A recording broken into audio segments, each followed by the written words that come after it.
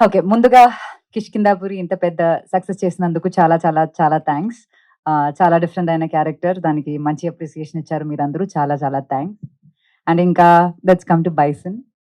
ఆహ్, 'బైసన్' గురించి చెప్పాలంటే ముందు 'మారి సెల్వరాజ్' గారి గురించి చెప్పాలి. మీరందరూ ఆయన ఫిల్మ్స్ చూసుంటారు.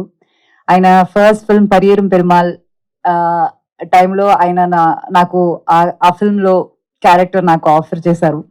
కానీ అది నేను చేయలేదు. మిస్ అయ్యాను. ఎందుకంటే నేనిక్కడ బిజీ అయిపోయాను. I was doing 3 Telugu films back to back.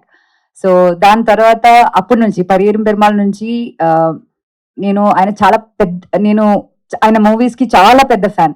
ఎందుకంటే ఆహ్, చాలా రియల్‌గా, రూటెడ్‌గా ఉంటది ఆయన films and I really like films like thought. So, అప్పటి నుంచి నేను పెద్ద fan and I'm really really happy ఆయన నాకు ఈ ఫిల్మ్‌లో 'బైసన్‌లో' ఒక అవకాశం యాక్ట్ చేయడానికి అవకాశం ఇచ్చారు. అండ్ షూటింగ్ ఎక్స్‌పీరియన్స్ గురించి చెప్పాలంటే నేను ముందు కూడా చెప్పాను. 'ప్రేమం' టైమ్‌లో నాకు 'ప్రేమం' చేసినప్పుడు ఒక వర్క్‌షాప్ చేసినట్టు అనిపించింది.